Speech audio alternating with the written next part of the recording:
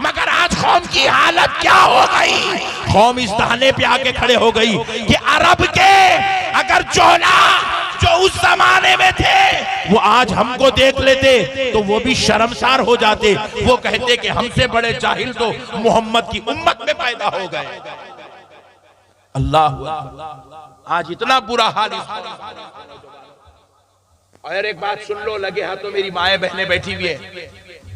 हम लोग खतरनाक बोले तो हमारी माएं और बहनें तो इल्म के मामले में हमसे ज्यादा खतरनाक। हमारी बेटियों को कुरान तक पढ़ना नहीं आता, हमारी बेटियों को उर्दू पढ़ना नहीं आता, हमारी बेटियों को इंग्लिश पढ़ना नहीं आता। बाप पढ़ाने तैयार नहीं है, बेटी पढ़ने तैयार नहीं है। माँ पढ़ी नहीं, माँ अपनी औलाद को पढ़ाती नहीं। जबकि आपको मालूम होना चाहिए मुसलमानों, रसूल मुअज़्ज़म सल्लल्लाहु अलैहि वसल्लम पर जब कुरान उतरा, इक़रा बिस्मि रब्बिकल लज़ी खलक़ खलक़ल इंसाना मिन अलक़ इक़रा व रब्बुकल अकरम अल्लज़ी अल्लमा बिल क़लम अल्लमल इंसाना मा लम यअलम।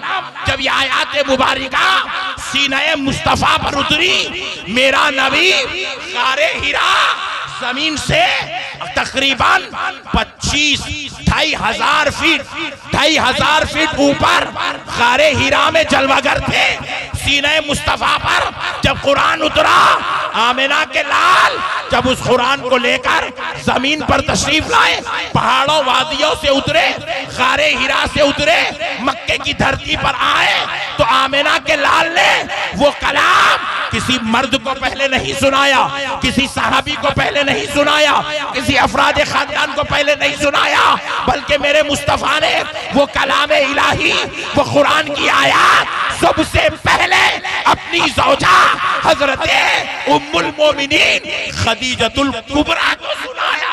नारे तकबीर, नारे रिसालत, मसलके आला हजरत फैजाने हुजूर अतीक़ मिल्लत हजरत अल्लामा अहमद नक्शबंदी साहब किबला हजरत खदीजतुल कुबरा को सुनाया। हमने सोचा जबकि अरब के बड़े बड़े दानिश्वर मौजूद थे, हुजूर ने सबको छोड़कर अपनी अहलिया, अपनी ज़ौजा को क्यों सुनाया? सबसे पहले उनको कुरान क्यों सुनाया? तो जवाब मिला, उलमा ने कहा, सूफियों ने कहा, इसलिए सुनाया कि इल्म सबसे ज्यादा जरूरत एक माँ को है, क्योंकि जब माँ तालीम याफ्ता होती है तो बच्चा अपनी माँ के गोद में लेटकर इल्म वाला, सुभान अल्लाह, सुभान अल्लाह, तरबियत वाला हो जाता है, अखलाक वाला हो जाता है, मीनारा नूर बन जाता है, इल्म का शाहकार हो जाता है। रसूल अल्लाह ने औरत को सबसे पहले इल्म अता किया, सबसे पहले औरत को इल्म अता किया। आपको मालूम होना चाहिए, जहां सहाबा इकराम में हजरत अबू हुरैरा इल्म की शमा थे, हजरत अबू बकर इल्म का मीनार थे, हजरत उमर इल्म का मेहराब थे, हजरत अली इल्म का मिंबर थे। खुदा की कसम, कान खोलकर सुन लो मेरी माओ, उन्हीं जलीलुल कदर इल्म वाली हस्तियों में सबसे ज्यादा इल्म वाली जात का नाम सैयदा आयशा सिद्दीक़ा रज़ियल्लाहु ताला। हत्ता के अहादीस की सैर करो तो पता चले, जलीलुल कदर सहाबा दरे आयशा पे आते, अपने सवाल पेश करते और हजरत आयशा उन सहाबा के सवालों का जवाब अपने दौर की सबसे बड़ी फकीह, सबसे बड़ी मुफ्तिया, सबसे बड़ी आलिमा, सबसे बड़ी फाजिला, सबसे बड़ी कामिला हजरत आयशा। मेरे प्यारे भाइयों, अल्लाह और उसके रसूल का वास्ता अपनी अहमियत को समझो। इल्म के बगैर हम वैसे ही हैं जैसे कीचड़ पानी में पड़ा हुआ है। कीचड़ की क्या औकात है, वो पानी में उसके अंदर है, आप मिलाए तो माशाल्लाह एक बकेट पानी निकल जाता घड़े में से, मगर वो पानी ना पीने के लायक है ना वो पानी वजू के लायक है, ना वो पानी गुस्ल के लायक है, ना वो पानी बर्तन धोने के लायक है, ना वो पानी कपड़े धोने के लायक है। इसी तरह इंसान से भी जब इल्म निकाल लिया जाता तो वो इंसान किसी भी लायक नहीं रहता। मेरे आका करीम सल्लल्लाहु अलैहि वसल्लम की एक वईद सुन लो ऐ नौजवानों। रसूल मुअज्जम सल्लल्लाहु अलैहि वसल्लम ने फरमाया, मेरी उम्मत में यतीम दो किस्म के। कितने? जोर से बोलो, जोर से बोलो। दो किस्म के यतीम, दो किस्म के। एक यतीम वो है जिसके जवान होने से पहले उसका बाप मर जाए, जवान होने से पहले उसका बाप मर जाए, वो बच्चा यतीम है। बालिग नहीं हुआ, बाप का इंतकाल हो गया, वो बच्चा यतीम है। रसूल अल्लाह फरमाते दूसरा यतीम वो है जो बच्चा बालिग भी हो जाए, जवान हो जाए और बाप जिंदा हो फिर भी वो यतीम है। साहबा ने पूछा, या रसूलल्लाह, जब बच्चा जवान भी हो गया, बाप भी जिंदा है, फिर वो यतीम क्यों है? रसूल अल्लाह ने फरमाया, इसलिए कि उस बच्चे के बाप का होना और मर जाना दोनों बराबर है, क्योंकि उस बाप ने अपनी औलाद को दीन का इल्म नहीं सिखाया। क्या फरमा रहे रसूल अल्लाह हमारे बारे में? क्या फरमा रहे? अपनी औलाद को तालीम नहीं देने वाला बाप जिंदा होने के बाद भी मरने के बराबर है, मुर्दार। वो बच्चा यतीम है, फरमा रहे रसूल अल्लाह, जिसको इल्म दीन नसीब नहीं हुआ। अल्लाह अकबर। आज हमारी क्या हालत हो गई मुसलमानों, थोड़ा गौर करो। ईशा की नमाज पढ़ने पहले आ रहे कोई भी नहीं। अल्लाह अकबर।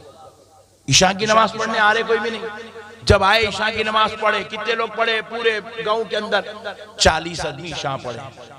चलो माशाल्लाह, सब कुछ छोड़ो, 40 तो पढ़े, अल्लाह का शुक्र है। दरवाजे के पास खड़े 40 निकल रहे ईशा पढ़ के, पकड़ के पूछे, बेटा आप ईशा की नमाज पढ़े ना? जी हाँ पढ़ा। नमाज वितर पढ़े? बोले जी हाँ पढ़ा। क्या पढ़े बेटे? दुआए खुनूत जरा सुनाओ। याद नहीं है, दुआए खुनूत याद नहीं है। बाप का जनाजा हो गया, बेटा रो रहा, मेरा बाप मर गया, मेरा बाप मर गया, बाप मर गया, रो रहा। अल्लाहु अकबर। रोते रोते पढ़ रहा, अल्लाह।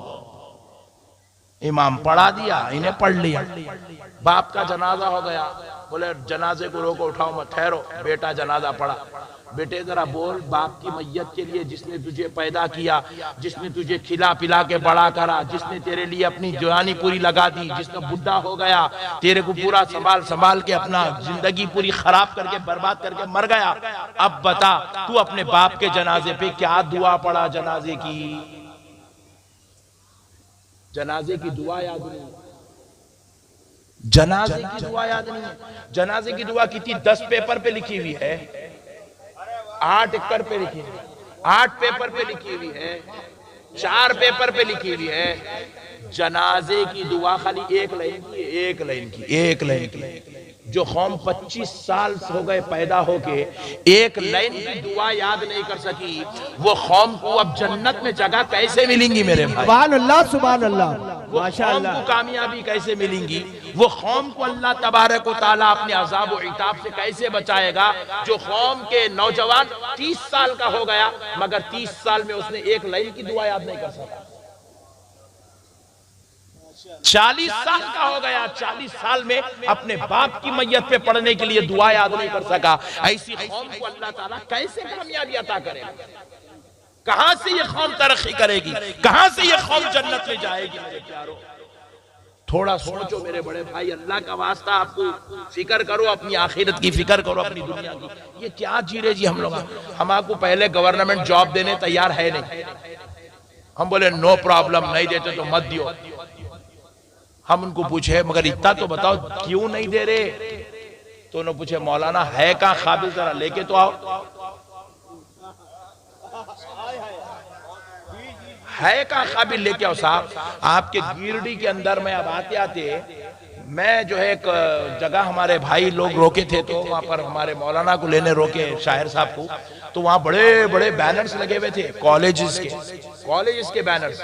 उसके अंदर जो है IIT के स्टूडेंट्स के फोटोज, उसके अंदर जो इंजीनियरिंग जो बच्चे की उनके फोटोज, एमबीबीएस जो की कॉलेजेस वाले अपने कॉलेजेस की पब्लिसिटी करे, हमारे पास इतने बच्चे इंजीनियरिंग करे, इतने बच्चे इस साल एमबीबीएस करे, इतने बच्चे आईआईटी करे, इतने बच्चे आईएएस कोर्स कर रहे हैं, ऐसा फोटो लगा। मैं बैठ के वो मौलाना आ रहे इंतजार कर लेते हैं, बोर्ड पे देखा इसमें मुसलमान कितने, 100 फोटो लगे हुए, 100 फोटो नौजवानों के, मुसलमान कितने हैं, देखा देखा देखा, एक भी नहीं है साहब।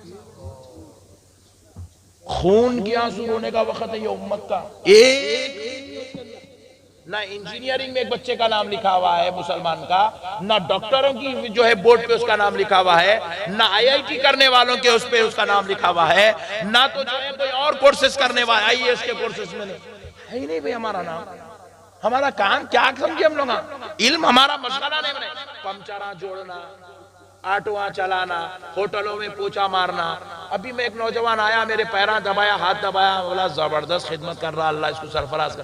क्या करते बेटे आप? बोले शेफ हूं मैं, शेफ। लोग बावर्ची बनने पैदा हुए हौले।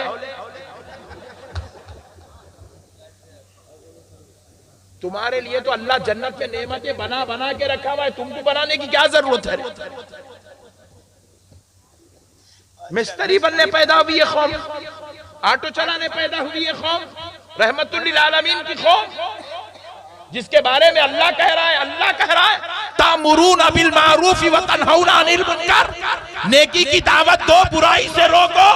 जब खुद को जिहालत का ये आलम है, ना अल्लाह के बारे में मालूम, ना रसूल के बारे में मालूम, ना दीन के बारे में मालूम, ना कुरान के बारे में मालूम, ना हदीस के बारे में मालूम। हद तो ये है जालिमों को अपनी हकीकत नहीं मालूम, तो ऐसी कौम जाके क्या लोगों को नेकी की दावत देगी? ये कौम क्या लोगों को बुराई से रोकेगी? नारे तकबीर, नारे रिसालत, मसलके आला हजरत, फैजान हुजूर अतीक़े बिल्लत। सुभान अल्लाह, सुभान अल्लाह, माशा अल्लाह।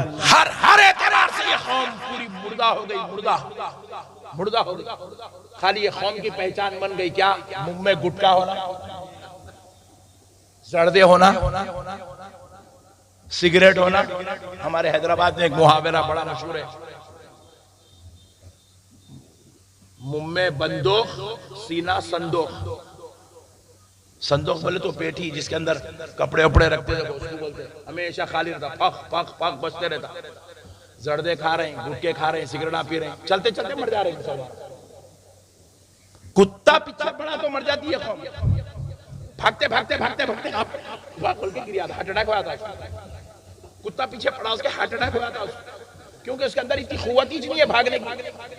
एक बकेट हाथ में दे दिए तो इन्हें लेके 2 फ्लोर ऊपर नहीं चढ़ सकता। गुटके खा खा, जर्दे खा खा खा के पूरे अंदर के पूरे पार्ट्स इसके ढीले हो गए पूरे। दिल है कमजोर है, गुर्दे है कमजोर है, पित्ता है कमजोर है, जिगर है कमजोर है, सारी चीजें कमजोर हो गई। मुसलमान केमिकल खा रहे हो मुसलमानों, शर्म करो। ये तुम जो खा रहे हो जर्दे, ये गुटके, ये सिगरेट, 1400 साल की तारीख में किसी मुसलमान ने नहीं खाया ये चीजें, तुम क्या खा के बैठे? कितनी बुरी बात है। क्या जा रही है कौम, क्या कर रही है कौम? इतनी माएं और बहनें आके बैठी हुई हैं, औलाद की तरबियत नहीं, बच्चों को नमाज पढ़ाने। अस्तगफिरुल्लाह, अल्लाह माफ करे। आज तुम जलसे में आए हो, मैं ये कहने में खुदा की कसम है एक लफ्ज भी पीछे नहीं हटूंगा, इसमें से कई लोग अभी भी बगैर तहारत के बैठे हुए हैं। बहुत अच्छे। क्या हालत हो गई मेरे भाई। रसूल मुअज़्ज़म सल्लल्लाहु अलैहि वसल्लम इरशाद फरमाते हैं, जब कोई शख्स बगैर तहारत के नापाकी की हालत में एक कदम चलता है, एक कदम, ये 2 कदमों के बीच में, 2 पैरों के बीच में जितनी जमीन और उसके कंकर आते हैं, वो सारी जमीन, उसके ऊपर रहने वाली वो रेत और वो कंकर उस कदम रखने वाले के लिए बद्दुआ करते हैं, बद्दुआ। नापाक जमीन पे चलने वालों की उम्रें छोटी हो जाती हैं, अल्लाह जल्दी मौत दे देता, जल्दी मर जाते वो लोग नापाक चलने वाले। फिर आप पूछेंगे हजरत उन्हें भी नापाक चल रहा ना, उन्हें कहीं उन्हें मर रहा। कई को नहीं मर रहा, सुन लो, वो भी आता जहन में ख्याल, सुन लो, उन्हें इसलिए नहीं मर रहा क्योंकि अल्लाह उसके लिए दुनिया को जन्नत बनाया। बेशक दुनिया में मोमिन के लिए मुकामात अलग है, काफिर के लिए मुकामात अलग है। दुनिया मोमिन के लिए कैद खाना है, दुनिया सिजनुल मोमिन है, दुनिया मोमिन का कैद खाना है, और दुनिया काफिर के लिए जन्नत है। इसलिए वो नापाक फिरे भी तो जिएगा, हराम खाया भी तो जिएगा, वो कुछ भी करोगे तो उसकी जितनी उम्र है वो जरूर पाएगा। लेकिन नापाक अगर मोमिन फिरता है, जमीन बद्दुआ करती है, उसकी उम्र कम कर दी जाती है। मेरे प्यारे भाइयों, अल्लाह का वास्ता, अपने आप को पहचानो, मुसलमानों तुम कौन हो। एक बार मौलाना रूम रहमतुल्लाह अलैह के पास एक यहूदी आया, आके बोला है मौलाना तुम तो दिन भर अल्लाह अल्लाह अल्लाह अल्लाह अल्लाह अल्लाह अल्लाह करते हो, अल्लाह भी तुम पे कोई फजल करता है? तो मौलाना रूम ने कहा इससे बड़ा फजल और क्या है, अल्लाह ने हमको अशरफुल मखलूकात बनाया है। बोले हम बाद में जिक्र कर रहे हैं, हमको अल्लाह अशरफुल मखलूकात पहले बनाया। ये अशरफुल मखलूकात का मतलब क्या है, सुनो, हम फरिश्तों से अफजल हैं। सुभान अल्लाह बोलो, बोलो जी सुभान अल्लाह बोलो। हम हैं ये गिरडी में बैठने वाले फरिश्तों से अफजल, जिन्नात से अफजल, सारे मखलूकात से अफजल। अल्लाह ने जितनी मखलूकात बनाई वो सारी मखलूकात का मर्तबा कम है, इंसान का मर्तबा सबसे अफजल व आला है। मौलाना रूम ने कहा इससे बड़ा मर्तबा और क्या चाहिए, मेरे रब ने हमको अशरफुल मखलूकात बनाया। तो फिर वो यहूदी बड़े ताज्जुब में पढ़ के पूछा है मौलाना रूम, क्या अल्लाह चाहा तो ये मर्तबा छीन भी लेता? तो मौलाना ने कहा हाँ हाँ, अल्लाह चाहा तो ये मर्तबा छीन भी लेता। बोले कब छीनता? ये मुसलमानों से ये मुकाम मर्तबा कब छीनता? मौलाना रूम रहमतुल्लाह अलैह ने उसकी मिसाल देके बात समझाई। देखो देखो, अल्लाह जब ये मुकाम छीन लेता तो हमको अशरफुल मखलूकात के दर्जे से निकालकर कुत्ते से बदतर बना देता। किससे बदतर? जोर से बोलो। कुत्ते से। कुत्ते से। कुत्ता बोले तो पहचान देना है नहीं गिरडी में? हाँ नहीं, क्या है कि घूर घूर के देख रहे तो मेरे को डर होगा, या कुत्ते नहीं है क्या बोलते है ना, कुत्ते अशरफुल मखलूकात से निकाल के कुत्ते से बदतर बना देता। वो यहूदी बड़ा परेशान होगा, बोले है मौलाना ऐसा क्या अमल है जो अल्लाह ताला इंसान की शर्फ व सआदत छीन लेता और उसको कुत्ते से बदतर बना देता? तो मौलाना रूम रहमतुल्लाह अलैह ने कहा सुनो सुनो, जब बंदा शराब पीता, शराब क्या पीता? जोर से बोलो। शराब। कौन कौन नहीं पीते हाथ उठाओ जल्दी। अल्लाह का शुक्र है, छोड़ दो। नहीं, शरीफ लोग ज्यादा ही छह, छोड़ दो, मसले को समझो। अल्लाह ताला इंसान को अशरफुल मखलूकात के दर्जे से कब निकालता? मौलाना रूम कहते हैं इंसान जब शराब पीता, शराब खाने से वापिस अपने घर को जाता तो रास्ते में शराब के नशे में धुत होकर गिर जाता। और जब वो शराब के नशे में धुत होकर जमीन पर गिर जाता, उसके करीब में कुत्ता बैठा हुआ है।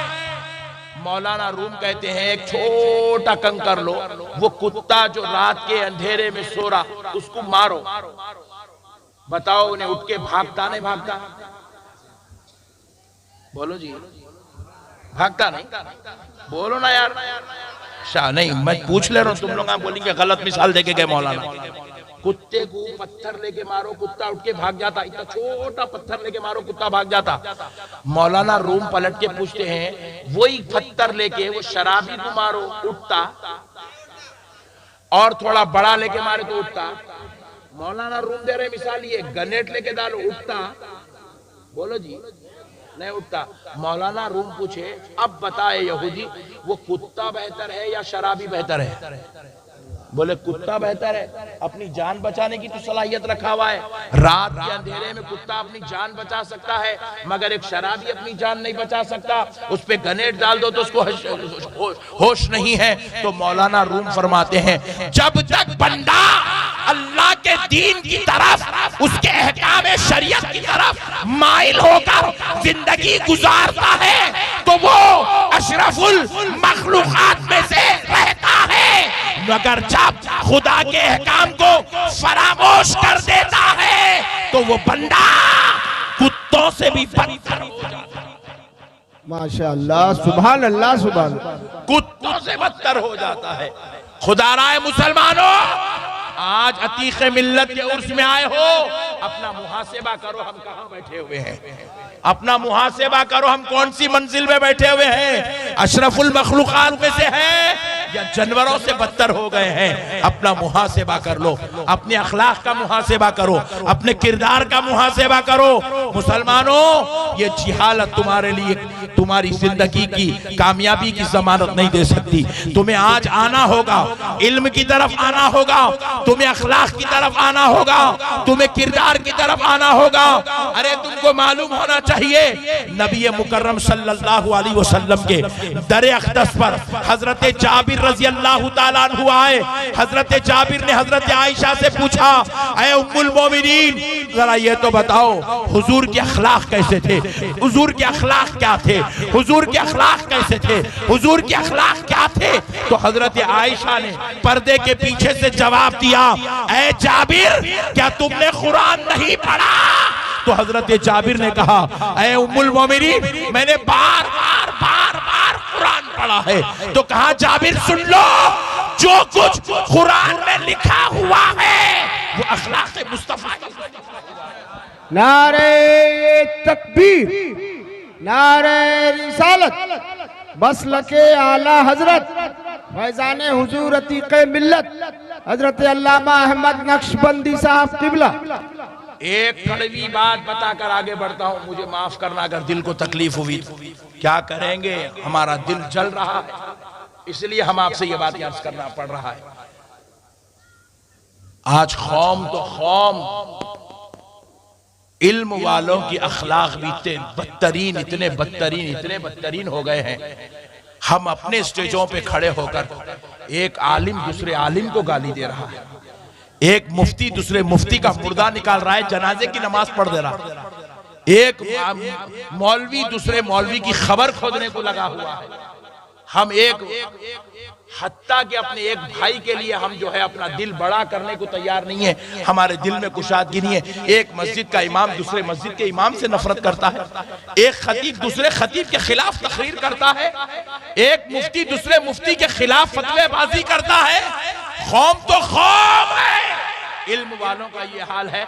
मगर आप पलट के काफिरों को देखो, काफिरों को देखो। मोदी साहब क्या करे, मोदी साहब क्या करे मालूम, राहुल गांधी के ऊपर ईडी बिठवा दिए, सोनिया गांधी के ऊपर ईडी बिठवा दिए, लेकिन जाके उन लोगों को जबरदस्त तरीके से पूछताछ करते रहे, अपोजिशन लीडरों की पूरी वाट लगा के छोड़ दिए। मगर उसके बावजूद भी आप राहुल गांधी की तकरीर सुनिए, क्योंकि हमारे नजरुल हसन साहब सियासी आदमी है, आज सियासी आदमी की दावत पे आया इसलिए बोल रहा हूं। उसके बावजूद भी राहुल गांधी क्या बोल रहा, मोदी जी मोदी जी मोदी जी बोल रहा, जी जी जी, जैसे हम पास साहब खिबला रिस्पेक्टेड लफ्ज है, ये गैरों के पास जी वैसा रिस्पेक्टेड लफ्ज है। इतने इख्तिलाफात, इतने टेंशनों के बाद, इतने जो है मसाइल के बाद भी उनके अखलाक में फर्क नहीं आ रहा, और हमारा ये हाल है। हम उसको मर्दूद, उसको मालून, उसको जाहिल, उसको बदमाश, उसको जलील, ये हमारे अल्फाज, ये हमारे अल्फाज। अब बताओ मेरे प्यारे भाइयों, अल्लाह रब्बुल इज्जत ऐसी कौम पर अपनी रहमतों का नुज़ूल कैसे करेगा मेरे भाई। शौहर बीवी को मार रहा है, भाई भाई को मार रहा है, बहन बहन के साथ जो है रिश्ता तोड़ के बैठी हुई है। रसूल कायनात सल्लल्लाहु अलैहि वसल्लम ने फरमाया, गिरडी के मुसलमानों कान खोलकर अपने भाई की बात सुनो। रसूल आजम सल्लल्लाहु अलैहि वसल्लम ने फरमाया, वो मुसलमान की मैं शफाअत नहीं कराऊंगा जो मुसलमान दुनिया में रिश्ते तोड़ने वाला होगा, रिश्ते तोड़ने वाला। आज हमारा हाल देखो, मामुओं से हमारा झगड़ा, फूफाओं से हमारा झगड़ा, चचाओं से हमारा झगड़ा, खालू से हमारा झगड़ा, बड़े भाई से हमारा झगड़ा, बहनोई से हमारा झगड़ा, साली से हमारा झगड़ा, भावत से हमारा झगड़ा, बहन से हमारा झगड़ा, हत्ता के दूध पिलाने वाली 9 महीने पेट में रखकर तकलीफों के साथ पालने वाली माँ से हमारा झगड़ा, पूरी जिंदगी जवानी लगाकर परवरिश करने वाले बाप से हमारा झगड़ा। इतने झगड़े और रसूल अल्लाह की वईद। रसूल अल्लाह फरमाए, मैं उस मुसलमान की शफात नहीं कराऊंगा जो मुसलमान रिश्ते तोड़ने वाला होगा। ये तो रिश्ते तोड़ने वालों की बात हो गई। अब सुनो, इंतहाई कलाम सुनो मेरे आका करीम अलैहिस्सलाम का, इंतहाई जलाली खिताब। रसूल मुअज्जम सल्लल्लाहु अलैहि वसल्लम ने फरमाया, नौजवानों कान खोल के सुनो, आमिना के लाल ने कहा, मैं उस मुसलमान की शफात नहीं कराऊंगा जो मुसलमान जुल्मन किसी मुसलमान का गला पकड़ेगा। जुल्मन किसी मुसलमान का, बोलिए, जुल्मन किसी मुसलमान का गला पकड़ेगा। गला पकड़ने वाले की होता नहीं, लड़ाई लड़ते वक्त गला पकड़ लेते। देखो मुसलमान एक दूसरे का गला पकड़े, पहले एक हाथ से गला पकड़, दूसरे हाथ से पंच देता। जैसे ही गल्ला पकड़ा, रसूल अल्लाह फरमा रहे, मैं इसकी शफात नहीं कराऊंगा, शफात नहीं कराऊंगा। और कुरान क्या कह रहा है सुनो, वो इदा खातबहुमुल जाहिलून क़ालू सलामा।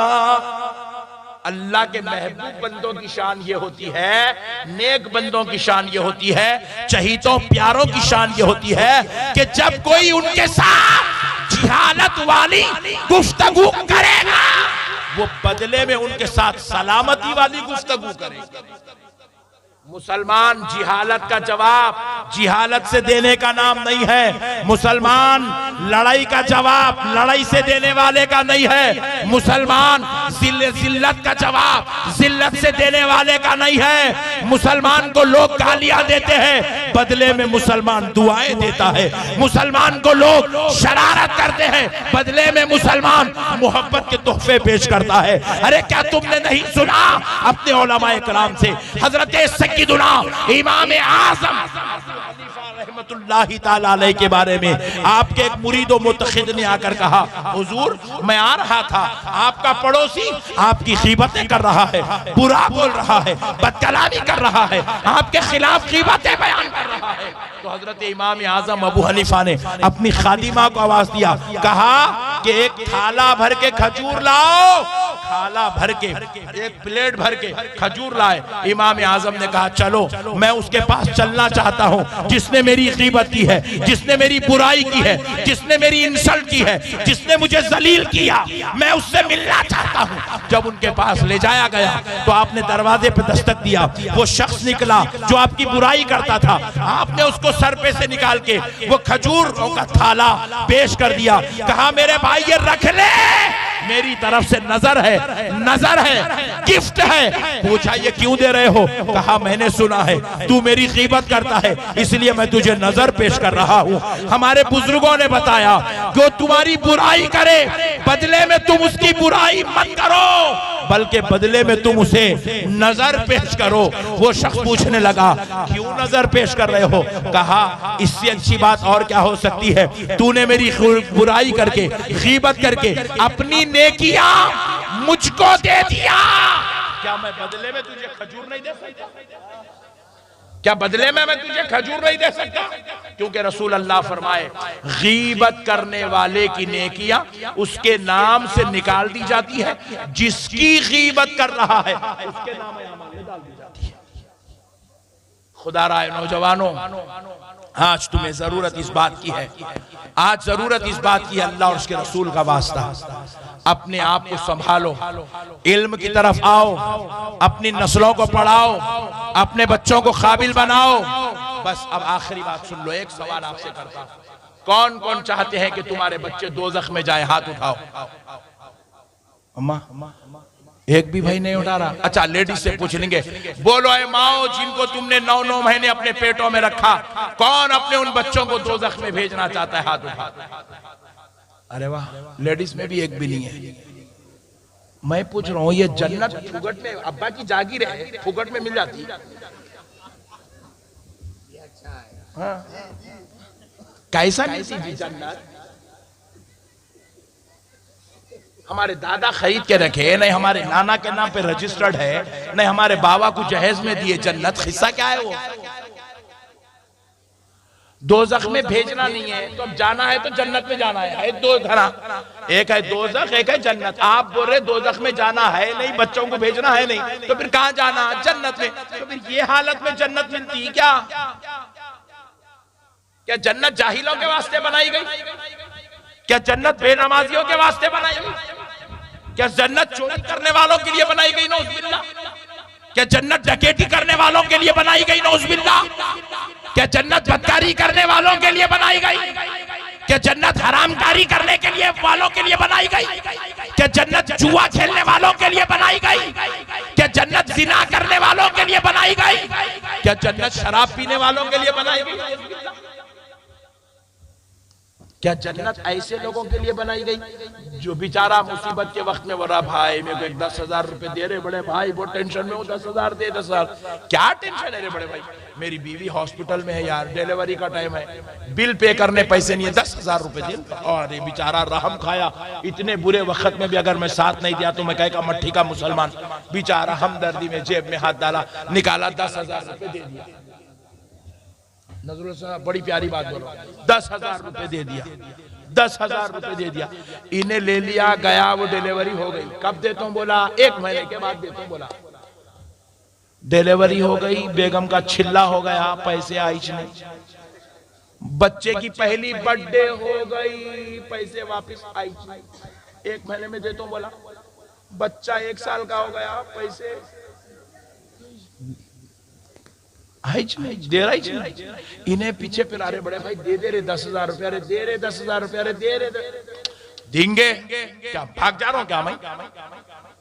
गिरडी छोड़ दे रहा हूं क्या मैं? ठहर पे दे दो लोग। बच्चा 5 साल का हो गया, 10,000 दिया ही। हद तो यह है मर गया बच्चा, ऐलान कर रहा जवान बेटा मेरे बाप का जिसके ऊपर भी कर्जा है मैं वापिस करूंगा। बोला वाह, पहले बोल देता तो मैं मांगता ही नहीं था, बच्चा देने वाला है। बोला इतनी बुरी हालत हो गई कौम की, कर्जे लेना, बाप की जागीर डुबा देना, देना ही नहीं वापिस। हराम का लुक़मा है, हराम हराम। ऐसे लोगों की ना नमाज कबूल होती ना ऐसी दुआएं कबूल होती है। ऐसी कौम हराम का खा रहे, लोगों को डुबा डुबा के खा रहे। इनकन से लिए दाल लिए, उनकन से लिए दाल लिए, उनकन से लिए दाल लिए। दाल अब्दुल्ला गुड़ थैले में, ये थैला ऐसा है, डालते जाओ डालते जाओ डालते जाओ, आग का गोला भर रहा ही नहीं हो। कब भरेगा? दोज़ख की आग जब इसके अंदर डालेंगे तब जाके इसको सुकून पड़ेगा। अल्लाहू अकबर। हम लोग गलत फहमी में। अच्छा ईमानदारी से, अब एक दोज़ख में तो कोई भी नहीं जाना चाह रहे ना? कौन कौन जाना चाह रहे? हाथ उठा। कोई भी नहीं, वेरी गुड।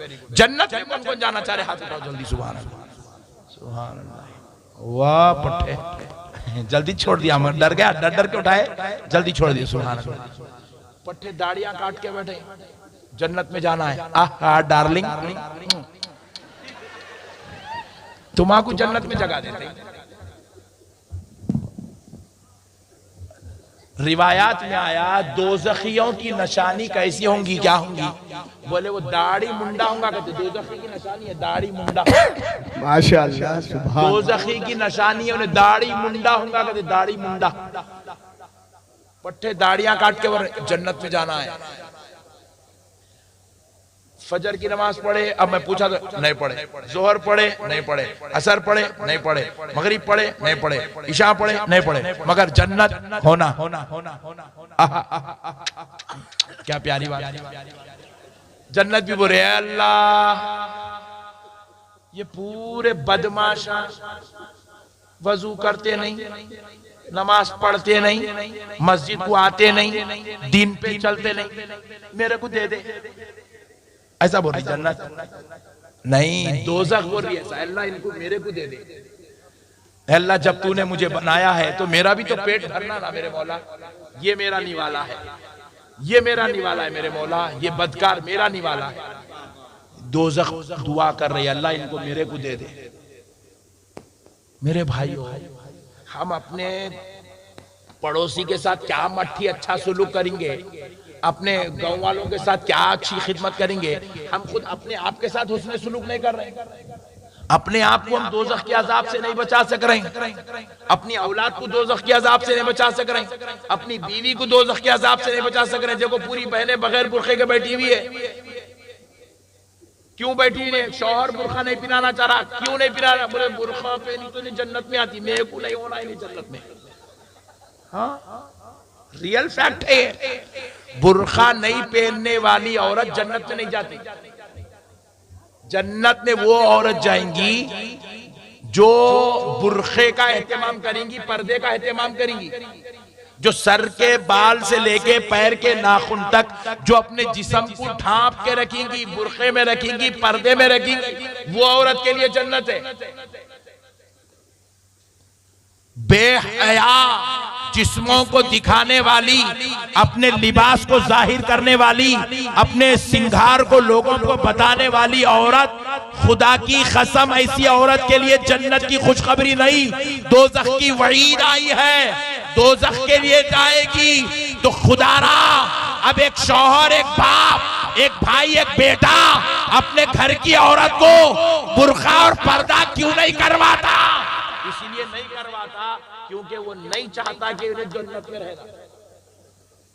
इन्हें बोलता मेरे को वहां हो रहा है, ये बेगम नहीं होना मेरे को, हो रहा होना मेरे को, इन्हें नहीं होना बोल रहा। इसलिए नहीं औरतों को बुरखा नहीं पिलाना। मगर मेरी बहनों से मैं ख्वाहिश कर रहा हूं, तुम्हारा शौहर नहीं पिलाया, जान दो, वो पागल को छोड़ दो, तुम बुरखा पहनो। अल्लाह बेशक बुरखा पहनो, ये तुम्हारे लिए नजात का जरिया है, बख्शिश का जरिया है, शफात का जरिया है, रिज़ाए इलाही का जरिया है, सबब मग़फ़िरत है। खुदा राय मेरी माओ, अपनी औलाद को पढ़ाओ, अपने बच्चों को पढ़ाओ। बस अब आखिरी बात सुन लो, हदीस शरीफ में रसूल अल्लाह सल्लल्लाहु अलैहि वसल्लम इरशाद फरमाए, जब किसी का बच्चा हाफिज कुरान बनता, मैं मौलाना नजरुल हसन साहब से पूछा, हजरत आपके मदरसे में कितने बच्चे? हजरत बोले 35। 35 लाख बोले, जैसा बोले 35, मेरा मुर्दा निकल गया। इतने बड़े आलिम, इतने बड़े साहिब, जिनको पूरा हिंदुस्तान पहचानता, उनके मदरसे में ये कौम की हालत, ये अपने बच्चों को पढ़ाने तैयारी चाहिए। और हम लोग स्टेजों पर ठहर के वहाबी का मुर्दा निकाल रहे, उसका मुर्दा निकाल रहे, उसकी खबर खोद दे रहे, उन्हें काफिर है, उन्हें जहन्नमी है बोल के हम ढंडोरे पीट रहे। मगर उनके मदरसों में जाके देखो 3000 बच्चे हैं। कितने बोलो? 1500 बच्चे, 1000 बच्चे, 700 बच्चे, 800 बच्चे। उनका ने हमारे पास सालाना जलसा हुआ तो 2 बच्चे हाफिज बन रहे, 4 बच्चे हाफिज बन रहे, 3 बच्चे हाफिज बन रहे। और उनका ने 300 बच्चे हाफिज, 200 बच्चे हाफिज, 100 बच्चे हाफिज। आप सऊदी अरब से हराम का, अरे हराम का लारा की, हलाल का लारा की, पढ़ाना तो सही ना रे भाई। उनके पास एक मस्जिद है, 10 इमाम तैयार है, हमारे पास 10 मस्जिदा हैं, एक इमाम भी नहीं मिल रहा, ढूंढे तो। क्योंकि हम कौम को हाफिज ही नहीं बना रहे, आलिम ही नहीं बना रहे। हमारी मस्जिद में ना खतीब है, ना हमारी मस्जिद में इमाम है, ना हमारी कौम के अंदर रहबर है। इतनी बुरी हालत हमारी हो गई है, इसलिए हमारी पूरी मस्जिदों पे उनका कब्जा, उनका कब्जा, उनका कब्जा। रास्ते में कहीं रुक के नमाज पढ़ना बोले तो 40 मरतबा हैबत हो रही, कौन है कि क्या आएगी, क्या कर रहा है कि क्या नहीं किया। मेरे प्यारो, अल्लाह के वास्ते समझो, अहले सुन्नत और मुसलमान बहुत बदतरीयत की तरफ जा रहे हैं। अपने आप को संभालो मेरे भाइयों। रसूल मुअज़्ज़म सल्लल्लाहु अलैहि वसल्लम इरशाद फरमाए, एक लड़का हाफिज कुरान जब कब्रिस्तान में कदम रखता है, कहां पर बोलो? कब्रिस्तान में। हालांकि वहां उसकी अम्मा है ना बाबा है, कोई भी नहीं है। वो मोहल्ले वाले बोले फातिहा पढ़ो बोले तो गया साथ में, कब्रिस्तान में दुआ पढ़ो बोले तो गया साथ में, जाके कब्रिस्तान